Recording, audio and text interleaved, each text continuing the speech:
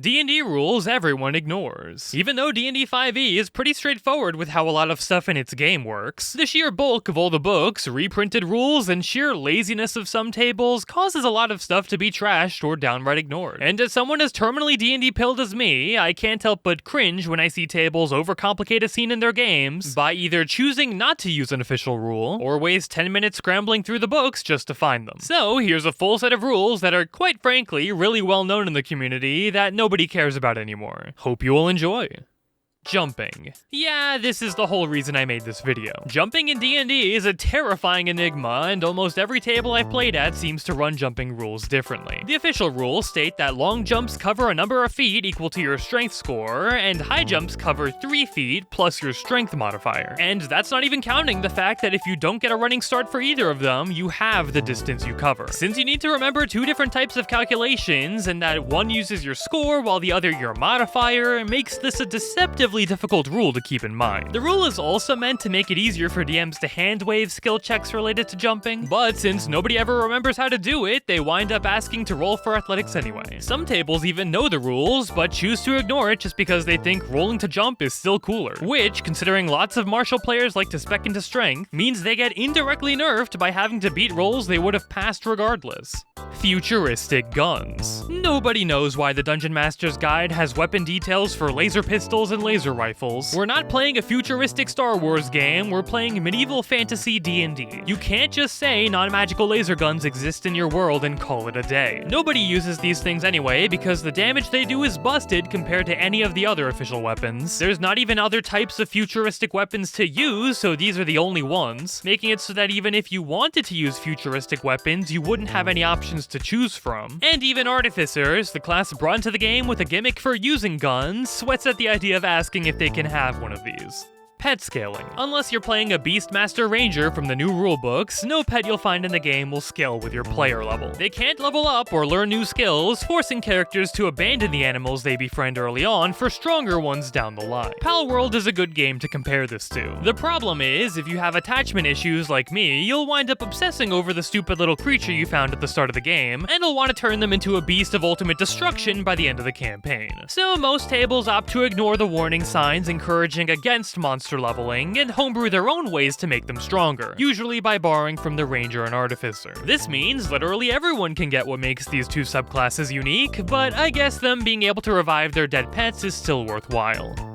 Fairies being small. As a proud member of the fairy community, fairies are not small. They're tiny. When I think of a fairy, I don't think of them being the size of a gnome or kobold. I think of Navi from The Legend of Zelda, Tinkerbell, or that one from Sword Art Online. If you're playing a small fairy, then there's one of 3 things happening. You're a noob and don't realize that tiny is even a size in the game, or that the monster versions of fairies are tiny. You're in a live play game and have to follow the rules, or are the type of person who derives your fun through how closely you can follow the rules. Nobody else stands for this though, and if we keep making enough noise, I'm sure WotC will eventually release a fairy race that's more in line with what we all actually want.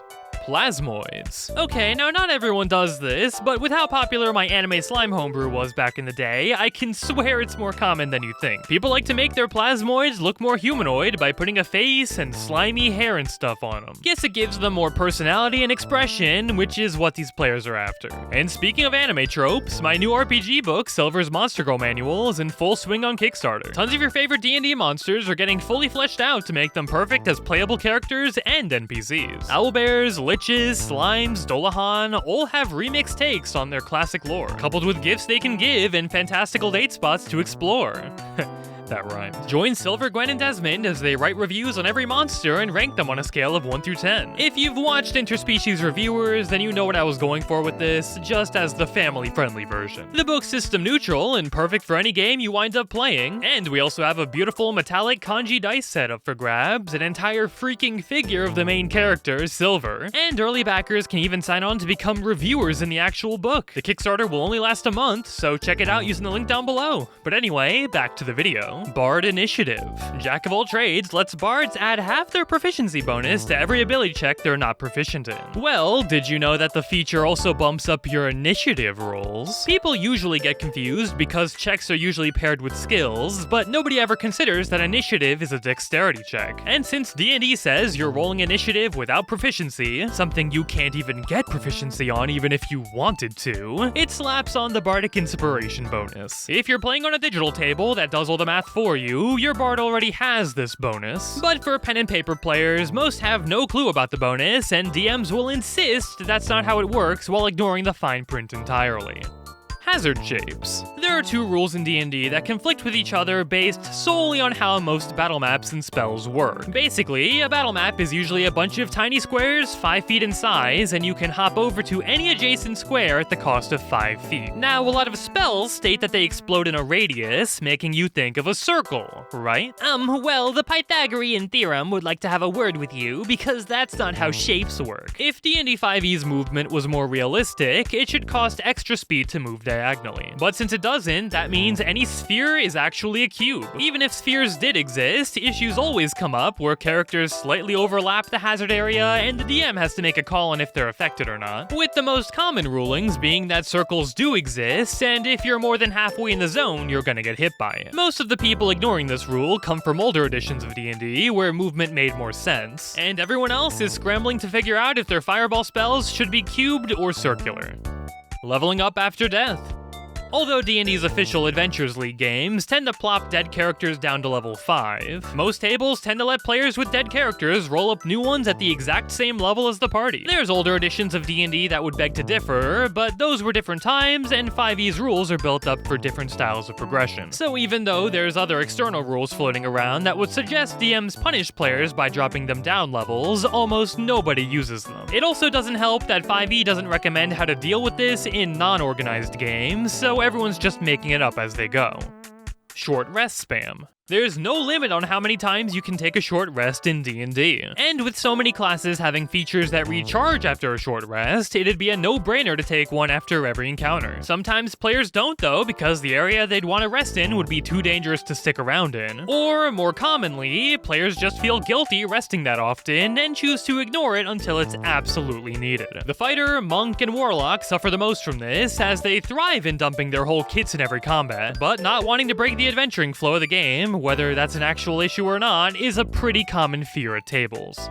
Disarm. There's an optional rule in the Dungeon Master's Guide that offers an idea for DMs who want to add ways to disarm targets in their games. It's similar to the grappling rules, but if you win the struggle, you can force your opponent to drop an item in their hands. Although I like the rule in concept, there's a lot of times where forcing an enemy to drop something can cheese an entire encounter, and others where wasting a turn trying this feels like you accomplished nothing. It's also funny that most DMs won't use this rule, but wind up making their own more convoluted homebrew rulings which restrict player agency even more, such as making the DC for the check too high to ever be worth attempting over just trying to kill the thing. I don't know, just seeing the lengths people will go to never use the Dungeon Master's Guide always cracks me up. Falling. The rules for falling in D&D are vague at best, but they go into enough detail to kinda get the gist on how it works. Let's say you're on a bridge and you fall 1,000 feet into a pool of lava. D&D's rules say that the fall was instantaneous. So if an enemy happened to push you off the ledge or grab you and toss you in, there's no saving throw, no extra turn before you finish plummeting, nothing. You just fall in and presumably die instantly. Maybe that's too realistic a situation, so let me screw it up a bit. If you were 5,000 miles higher and fell the same way, you'd fall in the same amount of time. The issue with the ruling stems from D&D trying to hand-wave physics for the sake of gameplay simplicity, and inadvertently turning off gravity for a slew of situations. If I told my party that the dragon who's flying the altitude of an airplane chose to fall right up until they touched the ground, using none of its movement speed in the process to do so, my table would lose their minds. Most of the time, you can get away with ruling that the fall is instant because you're not that high up, but when the fall would last longer than a turn, so like 6 seconds, that's when it stops making sense and everyone jumps ship. counterspell and counterspells. Yup, you can counterspell a counterspell. The spell works exactly like any other spell, so if your DM is a sadistic monster and adds a villain into the game who knows it, you can always Uno reverse the magic with a casting of your own, even if you just cast a spell that turn. Now, depending on where you sit at the table, depends on if this rule is ignored or not. If the DM sets up a monster to do this to a player, it'll take away all of their agency. And the spell sucks narratively anyway, and usually just makes spellcasting battles boring. So I'd say the actual rule DMs ignore is the fact that counterspell can even be learned by their NPCs, just for everybody else's sake. Not tracking rations. Rations are such a staple item in every new D&D character's toolkit. The basic adventuring packs will spawn you in with rations, and for the first few sessions, the DM might be strict about keeping up with how much the party eats. Just like diets though, people start to lose their resolve after a few days. Especially because once the party gets to a higher level and more important things to track start popping up, DMs begin to handwave tracking rations, or at the very least, just ask that the party get some food at an inn whenever they return to town. Even though the rules for rations might be the most understood aspect of the game, it gets forgotten about so often to the point where it might as well just be used to feed the occasional pack of wild dogs. A reminder to go check out the Kickstarter for Silver's Monster Go manual down below. Blaine but never simple, and I'll see you all in the next video.